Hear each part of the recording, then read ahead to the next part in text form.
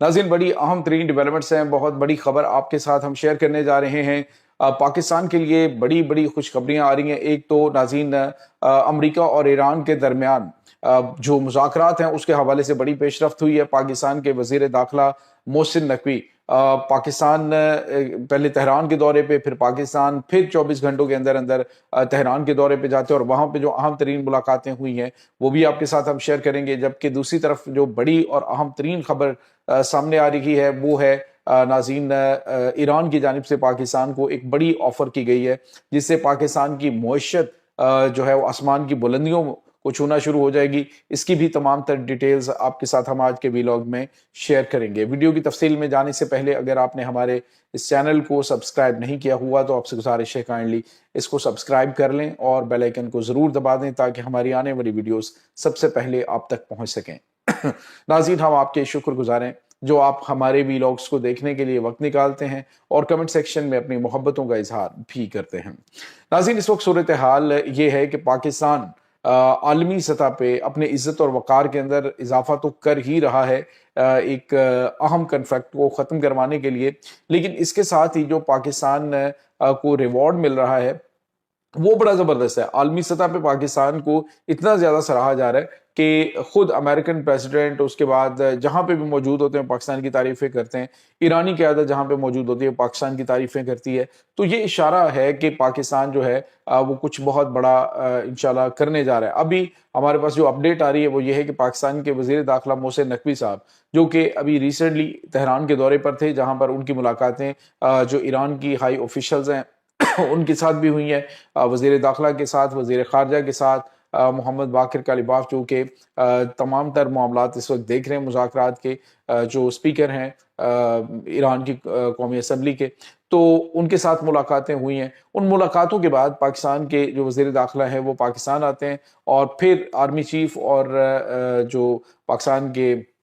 जो field marshal हैं उनके साथ मुलाकात होती है, प्राइम मिनिस्टर के साथ मुलाकात होती है और उसके चंद ही घंटों के बाद वो दोबारा तेहरान चले जाते हैं और तेहरान में जाके उनकी मुलाकात नाज़रीन होती है वहाँ पे अहम तरीन जो पासरान इनकलाब के लीडरान हैं उनके साथ। मतलब ये कि पाकिस्तान जो है वो इस वक्त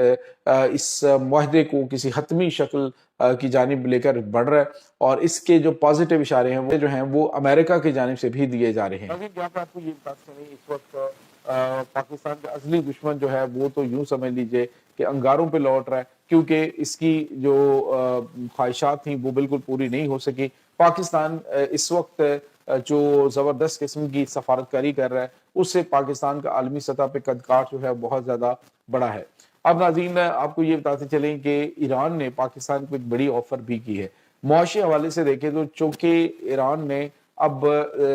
जो दुबई है यानी मुत्तहिदा अरब अमारात, उसकी बजाय पाकिस्तान का इंतखाब किया है। पाकिस्तान अभी बावजूद अमरीकी पाबंदियों के तेहरान के लिए उन्होंने 6 मुख्तलिफ रास्ते जो हैं कॉरिडोर खोले हैं वस्ती एशियाई रियासतों के लिए और पूरी दुनिया के हवाले से। तो अब जो है वो ईरान चूंकि दुबई के साथ जो आलमी सतह पे आलमी मार्केट के अंदर जो अपनी अशिया भेजता था वो उनके जरिए भेजता था, क्योंकि उस पर पाबंदियाँ डायरेक्टली भेज नहीं सकता। तो अब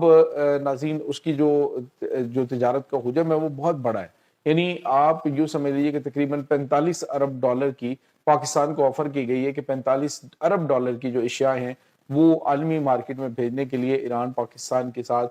जो है वो तिजारत करने के लिए तैयार है। नाज़रीन, अगर तो वैसे बज़ाहिर देखा जाए तो पाकिस्तान अभी अमरीकी दबाव या फिर इन तमाम तर चीज़ों को बिल्कुल खातिर में नहीं ला रहा और पाकिस्तान जो है वो ईरान के साथ अच्छे तरीके से आगे बढ़ रहा है और अमेरिका के साथ भी, अमेरिका को भी इस दलदल से निकालना चाह रहा है, क्योंकि अमेरिकन प्रेसिडेंट जो हैं वो इस वक्त काफ़ी मसाइल का शिकार है। उसकी वजह यह है कि खुद अमेरिकन पार्लियामेंट के अंदर वो जो बिल पेश हुआ था ना कि अमरीकी सदर डोनाल्ड ट्रंप के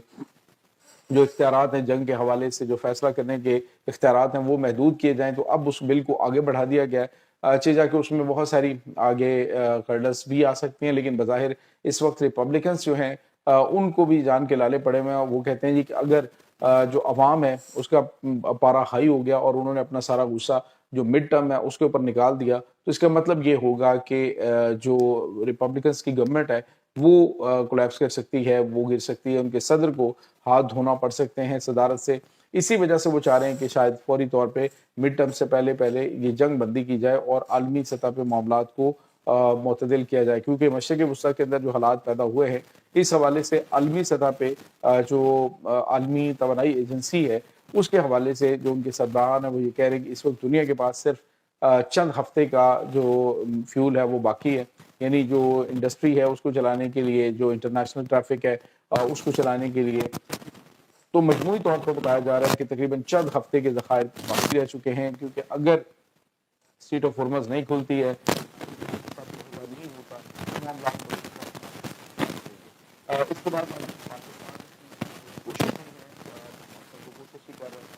एक जो है की जानिब से, उसके बाद अमेरिका के साथ बात की जाती है, अमेरिका से मैसेज आता है, फिर तेहरान के साथ बात की जाती है। तो ये तमाम तर चीज़ें जो इस वक्त हो रही हैं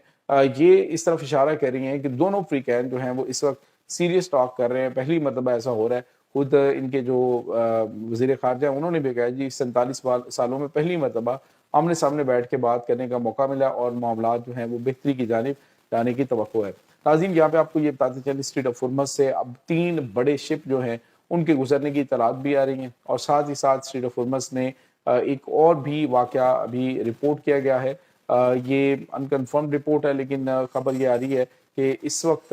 जो एक शिप है ऑयल तकरीबन 10 लाख बैरल तेल जो है 10 लाख लीटर जो बैरल तेल है वो उसके अंदर मौजूद था और उसने ईरानी जो वार्निंग थी उसको इग्नोर किया और वहाँ से निकलने की कोशिश की, तो उस पर ईरान ने मिसाइल मारे और उससे वो तबाही का शिकार हुआ। तो नाज़रीन, दुनिया को अंदाज़ा हो जाना चाहिए कि ये जो स्ट्रेट ऑफ हॉर्मज़ है ऐसा नहीं है कि यहाँ से आप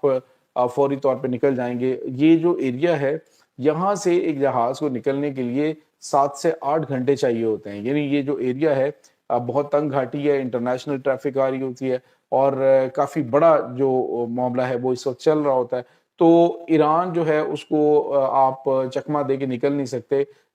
आप अंदाज़ा लगाएं कि 7 घंटे जिस एरिया से आपने गुजरना है और फिर जो है वो उनके पास दौरान इंकलाब के नेवल फोर्सेस हैं, ड्रोन हैं, फिर उसके बाद सैटेलाइट के ज़रिए वो इसको मॉनिटर कर रहे हैं। तो जितना भी एरिया वहाँ से आप गुजरने की कोशिश करेंगे तो निशाना बनेंगे, तो फिर आप इस तरह के उल्टे काम क्यों करते हैं। बहरहाल दूसरी तरफ ईरान ने एक बहुत बड़ा कदम और उठाया है। ईरान ने एक मैकेनिज्म बनाया है इसके हवाले से और अब उन्होंने कहा जी कि जो इंटरनेशनल जो इस वक्त